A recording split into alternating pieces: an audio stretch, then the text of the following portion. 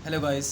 आज का मेरा टॉपिक है फर्स्ट ईयर का आप लोग जानते होंगे। फर्स्ट चैप्टर है some basic concept of chemistry lesson 1।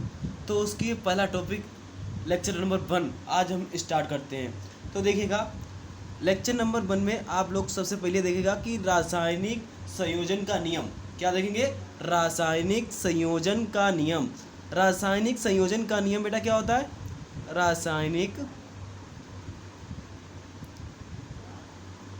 संयोजन का नियम। रासायनिक संयोजन का नियम क्या होता है? देखो, रासायनिक अभिक्रिया संपन्न होने के लिए जिन नियमों का पालन करती हैं उन नियमों को रासायनिक संयोग का नियम कहते हैं। ठीक है, क्लियर हो रहा है? आवाज़ आ रही है? हेलो, ठीक है। रासायनिक क्रिया संपन्न होने के लिए जिन नियमों का पालन करती हैं उन नियमों को रासायनिक संयोग का नियम कहते हैं। तो इसमें डिफिनीशन आप लोग लिख लीजिएगा। रासायनिक अभिक्रियाएं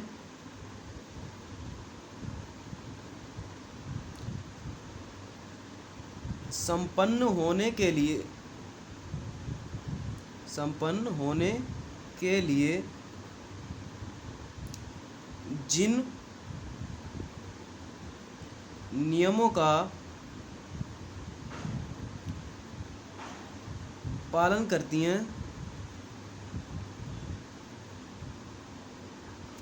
पालन करती हैं उन नियमों को रासायनिक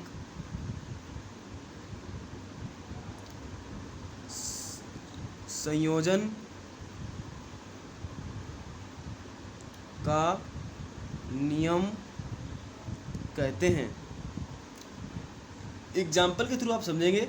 कोई भी आप ले लो, हाइड्रोजन ले लिया और ऑक्सीजन के साथ रिएक्ट किया तो क्या बना बेटा?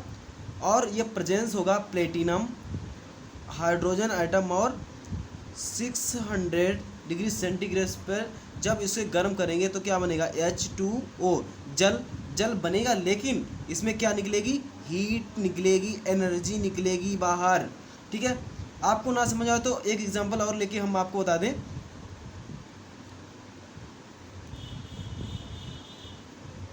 शायद हमारी आवाज़ आपको नहीं आ रही होगी, मेरा कैमरा हिल गया था।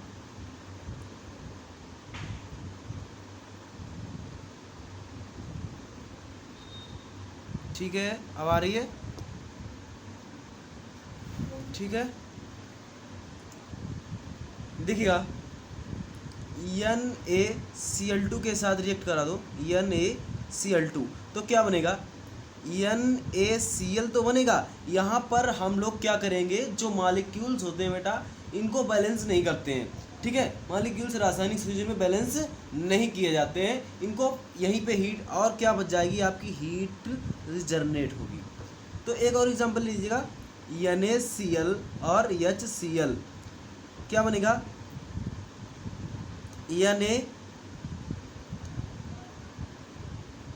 NaOH है बेटा, NaCl और प्लस H2O। ठीक है बेटा, H2O। देखिएगा, आप लोग कह रहे होंगे सर ये सेकेंड वाली रिएक्शंस है कि मतलब ये बैलेंस ही नहीं है। बेटा ऐसा कोई टॉपिक नहीं है कि मतलब ये चीज़ बैलेंस यहाँ पे की जाए, ऐसा कोई वजह नहीं है, खास रूल्स नहीं है। ठीक है, हम आपको बता देंगे जब इसका वजह होगी बैलेंस करने के लिए, तब हम आपको बता देंगे। ठीक है, तो इसमें देखिएगा, रासायनिक संयोजन के 5 नियम होते हैं जो निम्न प्रकार हैं। रासायनिक संयोजन के कितने नियम होते हैं? 5। देखो कौन कौन से होते हैं रासायनिक संयोजन के नियम? कौन से होते हैं? द्रव्यमान संरक्षण का नियम। द्रव्य संरक्षण का नियम, इसे इंग्लिश में कहेंगे law of conservation of mass. Law of conservation of mass. Second है स्थिर या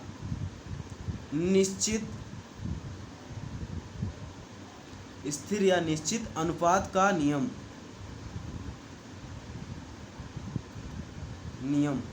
इसे कहेंगे law of constant proportion. Law of constant proportion, third है गुणित अनुपात का नियम। क्या है? गुणित अनुपात का नियम, इसे कहेंगे law of multiple proportion. Fourth है आपका गए सैल्यूक का नियम, इसे कहेंगे इंग्लिश में गए सैल्यूक्स लॉ।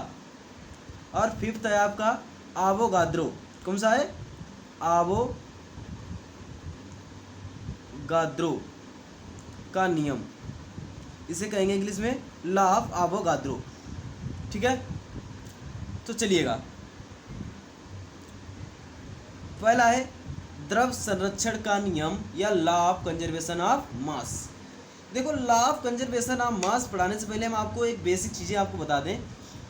आप लोग हाई स्कूल में पढ़ के आए होंगे कि किसी भी तत्व का मॉलिक्यूल्स का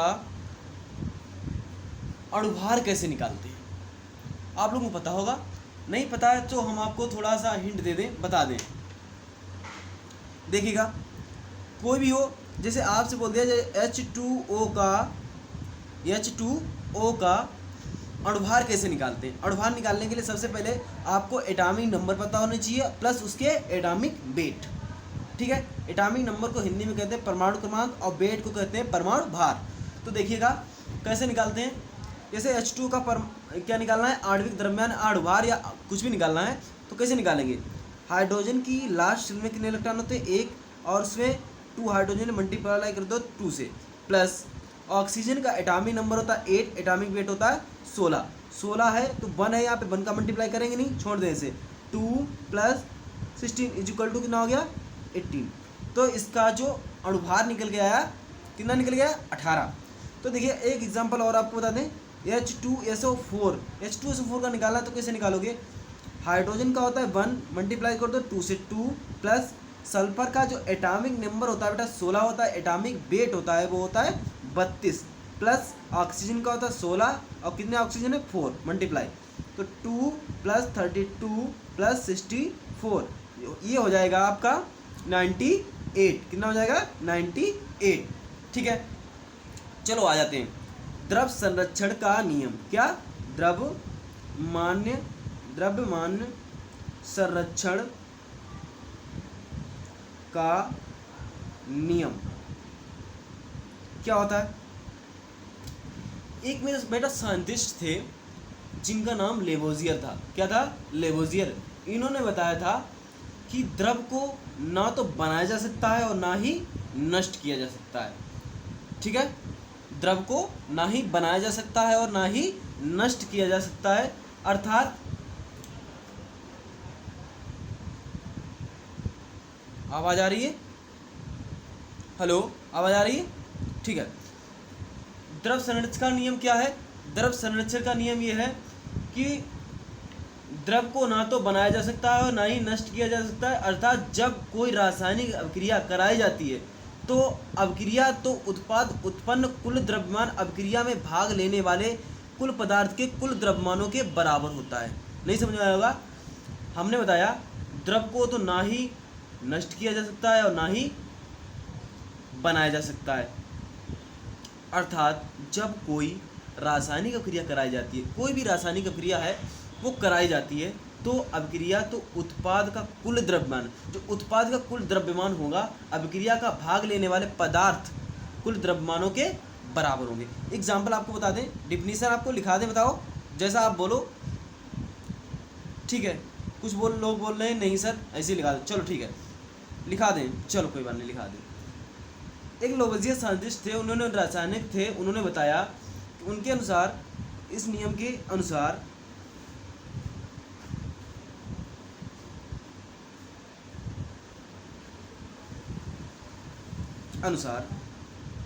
क्या होगा, द्रव ना तो बनाया जा सकता है और ना ही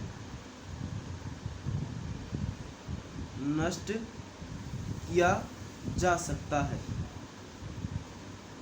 ठीक है,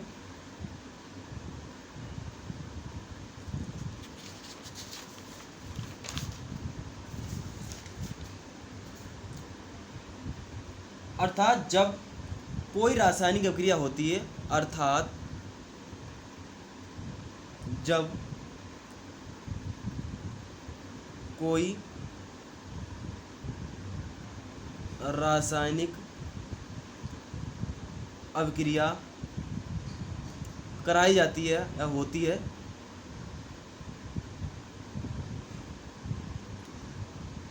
तो अभिक्रिया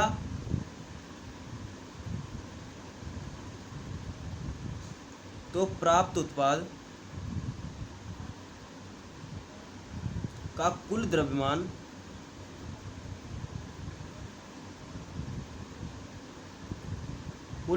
अभिक्रिया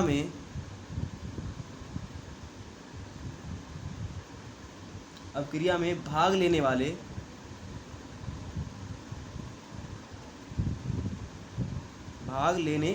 वाले पदार्थ के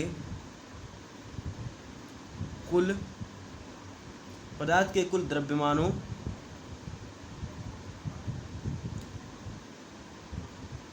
बराबर होता है। एग्जाम्पल आपको लेके बता दें, A प्लस बी, इसको रिएक्शन करा दो, C प्लस डी बनेगा। यहाँ पर A क्या है, अभिकारक है, B भी क्या है, अभिकारक है। C और D क्या बन रहे हैं, उत्पाद आपके बन रहे हैं। C और D क्या बन रहे हैं, उत्पाद बन रहे हैं। तो अभिकारक हमने क्या ले लिया, इसे मान लिया WR रिएक्टेंट है, और इसे मान लिया W, इसे मैं A मान लो, रिएक्टेंट को A मान लो, तब तक अभी रुक जाओ, B मान लिया इसको, इसे मान लिया WC, इसे मान लिया WD। ये दोनों रिएक्टेंट हैं कि नहीं रिएक्टेंट, तो इसको हमने दोनों को WR मान लिया और इसको WP मान लिया। तो W हम कह सकते हैं नियमानुसार, हम कह सकते हैं WR इक्वल टू WP। तो आप ऐसे भी लिख सकते हैं WA plus WB is equal to WC plus WD, ऐसे भी लिख सकते हैं। आप लोग ऐसे लिख सकते हैं कि नहीं लिख सकते हैं। चलो, नहीं समझा, एक बार और कोशिश करेंगे आपको समझाने की पूरी हम। देखो, जो साइंटिस्ट थे हमारे लेवोजियर, उन्होंने बताया द्रव को ना तो नष्ट किया जा सकता है और ना ही बनाया जा सकता है। सीधी सिंपल सी बात याद रखो। चलो एग्जांपल और इसको थ्रू लेके चलते हैं। जैसे NaCl आपने लिया और प्लस C2H5OH लिया, रिएक्शन करा इसको, तो क्या होगा, यहाँ से एक बॉन्ड टूटेगा और यहाँ से, तो क्या बना देगा, NaOC2H5 और प्लस HCl। ठीक है, तो एक इस तरीके से समझिएगा